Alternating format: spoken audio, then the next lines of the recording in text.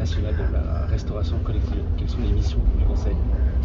Alors, d'abord, le Conseil national de la restauration collective est une instance informelle qui n'a pas de base juridique et qui vise à aider les acteurs de la restauration collective à remplir les objectifs de la loi Egalim, c'est-à-dire 50% de produits durables, dont 20% de produits biologiques dans les assiettes de la restauration collective.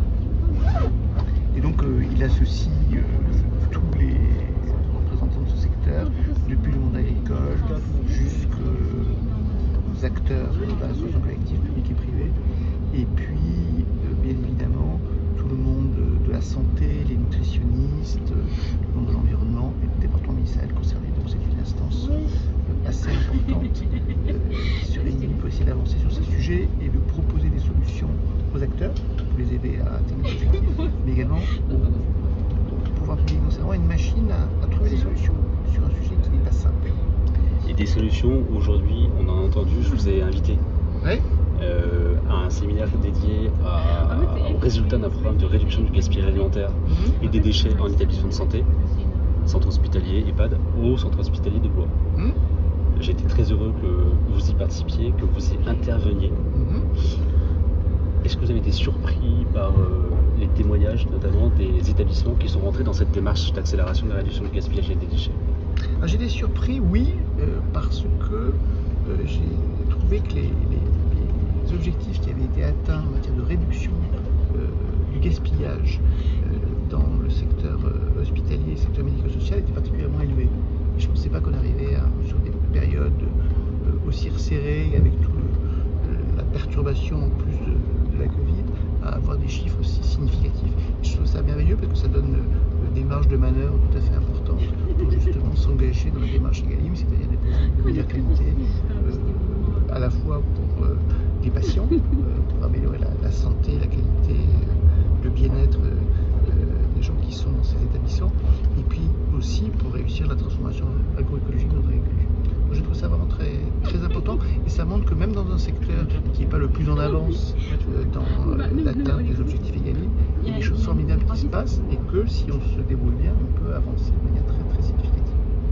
Les acteurs qui étaient présents ont évoqué un certain nombre de freins, en fait, ou de difficultés à avancer dans l'accomplissement de la loi Egalim. Alors, moins sur la partie gaspillage alimentaire, sur laquelle il reste quand même beaucoup à faire, que sur la partie amélioration de la qualité de l'alimentation. Et ces freins, ces leviers, est-ce que aujourd'hui vous avez perçu auprès de ces acteurs particuliers du secteur de la santé, comment est-ce qu'on pourrait les accompagner pour les lever? C'est-à-dire que il y a, à mon avis, différents points qu'il faut que l'on développe. C'est en particulier les questions de formation, c'est-à-dire qu'aujourd'hui il faut vraiment faire en sorte que ces sujets-là bénéficient de gens mieux formés, à la fois pour passer des appels d'offres, pour répondre à des appels d'offres et pour utiliser toutes les possibilités de la réglementation un peu compliquée sur les achats publics.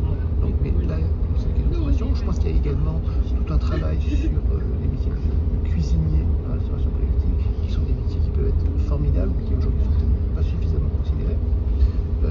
Et puis il y a probablement aussi quelques améliorations réglementaires, quelques clarifications à faire, notamment pour peut-être certains sujets techniques.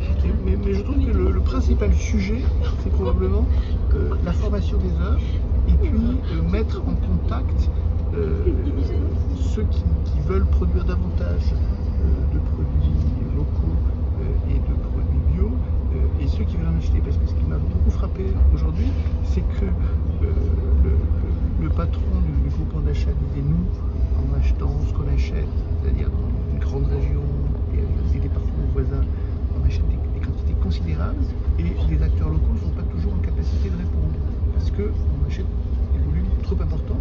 Et parallèlement, le représentant de la Chambre d'agriculture a dit nous, on peut s'engager à produire davantage de produits durables, mais il faut qu'on ait un engagement d'achat. Et je trouve que là, ça montrait bien qu'il faut qu'on trouve ce travail de mise en commun, de rapprochement, et c'est tout l'objectif, je dirais, de la loi Egalim et du CNRC. Ouais, cohérence et mise en commun. J'ai une question de Joker. Ecosphère, l'entreprise que je dirige depuis 2012 maintenant, est un acteur un peu particulier. Je suis intervenu sur la scène de l'anti-gaspi avant même qu'elle se crée, qu'elle soit formalisée par un premier pacte national de lutte contre le gaspillage alimentaire. C'est une entreprise spécialisée dans la réduction du gaspillage et des déchets, entreprise de l'économie sociale et solidaire, donc positionnée volontairement comme co-actrice du développement d'une politique publique. Comment est-ce que vous, en tant qu'inspecteur général des finances, en tant que président du CNRC, vous percevez un acteur particulier comme l'entreprise Ecosphère? Je pense que c'est un acteur qui est très intéressant parce que c'est un acteur d'abord qui a contribué à monter une réunion comme celle d'aujourd'hui. Et donc on voit, c'est quelque chose qu'on a besoin de mettre les gens autour de la table et de mettre en contact. Donc c'est ce qu'on fait au CNRC. Le CNRC il se réunit 2 fois par an à Paris et à la fin du mois de juin à Angers, ce qui est très bien. Donc tout ce que peut faire Ecosphère pour multiplier ce genre d'initiatives de rapprochement, faire émerger des solutions, faire mieux connaître les solutions qui peuvent émerger, va dans le bon sens et nous aide et contribue à l'intérêt général. Et ça, on le fait parce qu'on est sur le terrain auprès des acteurs de la restauration collective et des autres secteurs d'activité. Alors merci pour la réponse. On va être amené à se revoir dans ces partages d'expertise au service de l'intérêt général. C'est volontiers.